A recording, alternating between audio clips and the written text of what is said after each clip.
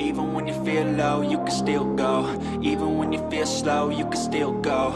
Even when there's no hope, you can still go. I never answer to no, man, I still go. Go, go, go, go, go, go, go, go, go. Hey, welcome back to the channel. So today we are going to install the Tacoma Lifestyle HEXrack. So it is an overhead rack that goes up above the passenger rear seats in the 3rd gen Tacomas. I got mine with the optional handle retention kit, so I'll be able to still maintain those grab handles up there. So we'll get that installed. We'll get it opened up here first and kind of go over what's in the box, and then we'll move on to the install.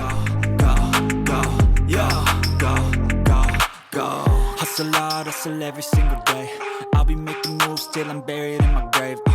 To the system, I don't wanna be a slave. I've been doing shit my way, or the highway. And in the driveway is a nice range, cause I grind through the climb, I invite pain. You'll never hear me, bitch, nah, I don't come. Alright, so if you do the handle retention kit, they do provide you with the instruction sheet as well as the tool for installing the handle retention kit, and that is these jack nuts. So these jack nuts, basically they go into the large opening that I'll show you in a minute, and then as you squeeze them, there's a little relief point right in here that pinches up tight against the other metal, kind of sandwiches it in there. And within your hardware here, you get 4 jack nuts and the screw that you utilize to install those with. 4 spacers. These basically stand off this away from the inside headliner. And then these and these go on either side of the handle in order to kind of sandwich it in there and allow the hardware to go in for the spacers. And then you have washers and the long ones. Now, if you're installing your panel, then you're going to utilize the long ones. If you only bought the handle retention kit and you weren't installing the hex grid, then your kit will also come with these shorter screws. Those are the ones that you would utilize if you're not installing any additional accessories. So that does come with a couple of extra screws, extra washers, extra jack nuts, extra spacers. So save all that for later.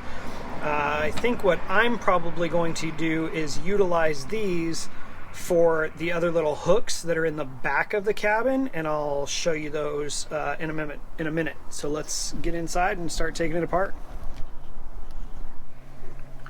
Alright, let me see if I can do this one-handed. So with the old handles, basically as you pull it down, there's going to be a small slot in the side.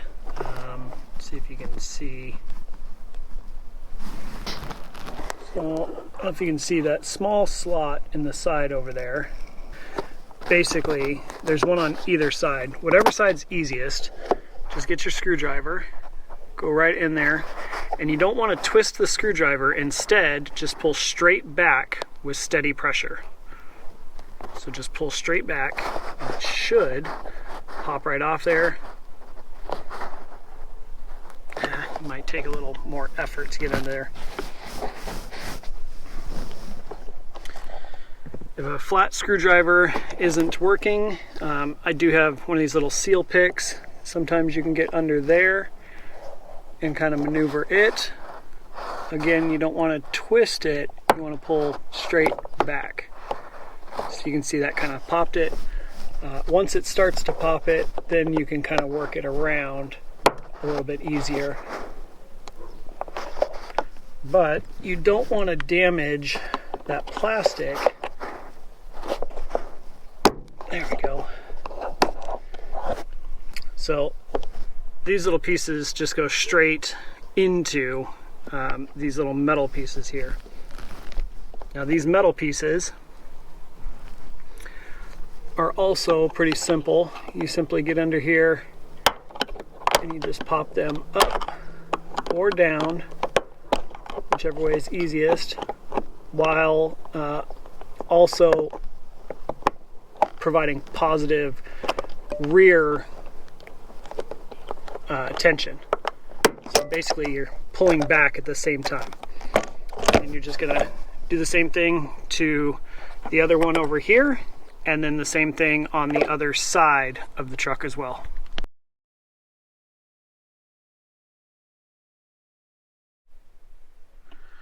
So once all those are out of there, you should have your little covers here, 2 of those for each side, and then 2 of these little metal pieces for each side, and then your handle. So these we will not be reusing, the handles we will be. So next we're going to put the jack nuts in here, and I'll show you how to do that. Alright, so in order to use the jack nut tool, you're going to need your jack nut, your little bolt, and then obviously the tool. So what you do, thread your bolt into the jack nut. Be careful not to cross thread it, and thread it down not quite all the way, but far enough that if you look in the head of your little tool, there's a little slot. So you want to make sure that as this is open, you can see the handles are all the way open. You can see there's a little piece up at the top there that comes apart. So you want to make sure that that nut will slide into that like so. Okay. Now there's 4 like so. There's 4 sides on this jack nut that you can see. Try and get it where they are straight up and down, left and right, because basically you're going to want to try and center those within this hole. If not, if you don't think that they'll reach the edges, like these are elongated holes, then you want to put them kind of at a crisscross to where all 4 are making contact. So I'm going to run this one at more of a crisscross, and then basically you just insert it into the hole, which may be a little bit of a pain depending on the hole. Alright, so I got the one in. Forgot to restart the camera here, but I'll show you on the next one. So you just screw the jack nut back in, same way as we did before. Insert it into our tool. Make sure it's lined up good. And then what I ended up having to do is just kind of rock it back and forth with some forward pressure. And it finally went in the hole. So it was a little bit difficult to get it in there, but that's kind of what you want in these instances. So now I'm just going to squeeze the handle on this real tight. Okay, and then as you let up, you can see that it goes through. Now, if you look at it and there's still a little bit of play, just thread your screw in a few turns, because all that means is that you ran out of distance here when it squeezes. So just thread it in a little bit more, and then give it another squeeze, and that'll make sure that it's nice and tight. So that'll take care of those 2. Let me show you here. So as we're looking, you can see jack nut in there. Let's see if it'll focus here. And then the other one here. So I'm going to use the 2 extras, and I'm going to do these hooks in the back as well, and that way I can utilize those later on. But I'll do the other side, and we'll get this thing installed. Alright, so I'm going to try and show you this one-handed on one of these that isn't spring-loaded. So these little flat pieces will go on the back side here, and you got to kind of match them up. See the little notch in there and the little lip in there? So those go like that, and they just kind of press on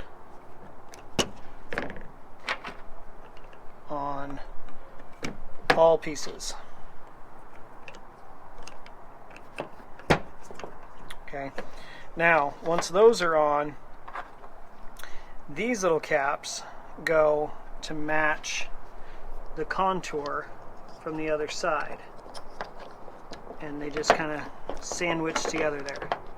Okay, now once you get these inside, you're going to have a washer and a screw on this side. As it comes through here, it'll go against the hex grid, so the handle will kind of be under here like so.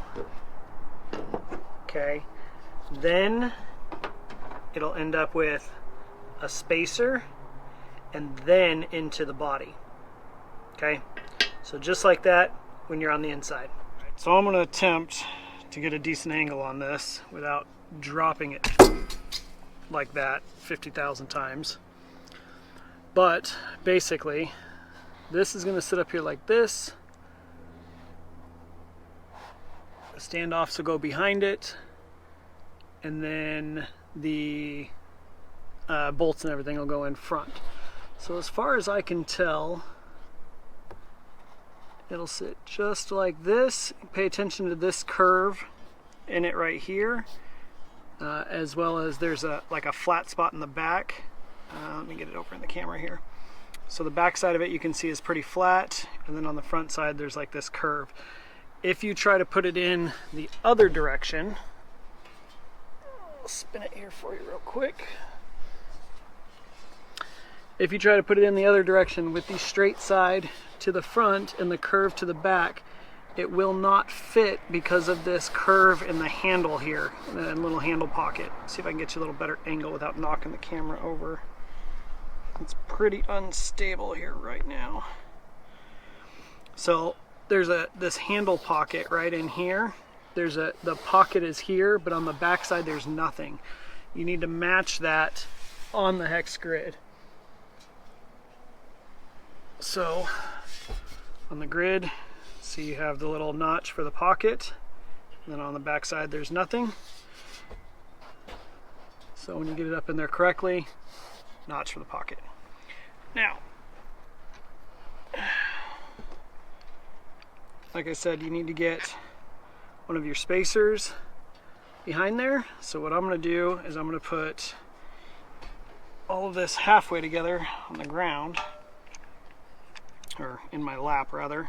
So essentially what I've done is I've pre-assembled one side of it. So screw, washer through the grid into the bolt, or into the spacer, and then I'm going to come up in here and hopefully get this thing started.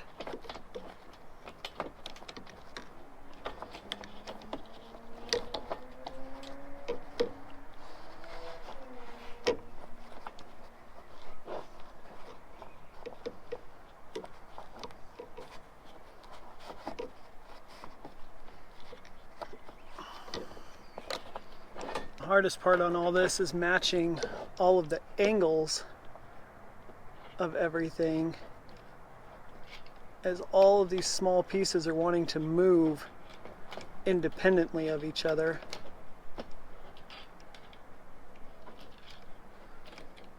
Alright, I think it started a little bit.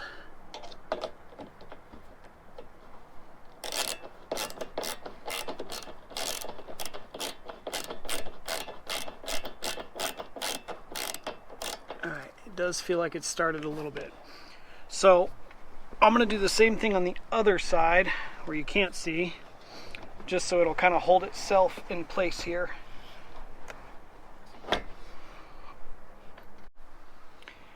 Alright, finally got the other side put together enough to move back over to this side. So it's kind of a pain when you're trying to get it up in, because you need upward pressure at the same time as inward pressure, so it becomes a little difficult to get everything lined up. But be very careful not to cross thread anything, as I ended up having to use both of these spare ones as I cross threaded two on the other side. So really hoping that I don't run into that issue on this side, because I don't have any extras.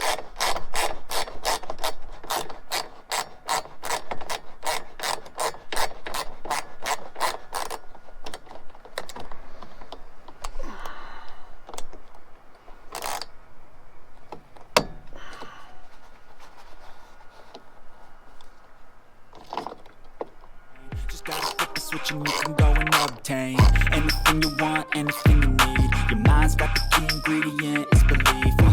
They'll deceive with the negativity, but I just slide right by that energy. Even when you feel low, you can still go. Even when you feel slow, you can still go. Even when there's no hope, you can still go. I never answer to no, man, I still go. Go, go, go, go, go, go, go, go, go, go. Alright, so you can see it's got, you know, a little bit of space up top, which is nice. It's kind of stood off from there just a little bit. So I have like a spare jacket I'll probably shove up there that I normally keep under the seat right now. I have a My Medic first aid kit that I'll end up going up there. I'm gonna put the first aid kit right in the middle, and that way it's reachable from any seat in the truck. So if you are in some sort of accident, you know, the driver can reach back and get it, passenger can reach back and get it. Other things that I plan on putting up here are things like extra tourniquet, fire extinguisher, I don't know, maybe, you know, gloves, just little stuff that I keep in the truck that can go up overhead and get up out of the way. So hope that helped you guys. Hope everybody enjoyed that, watching me struggle to get all that put in. Short little quick install, but pretty simple. The biggest thing that I would tell you would be to make sure that when you are going up on these handles, to make sure that you're giving upward pressure at the same time. You know, get your hand under there and give it, you know, upward pressure as you're trying to go in with those bolts, because you will strip those out or cross that them, whatever, pretty easily. So other than that, thanks for watching. Until the next one.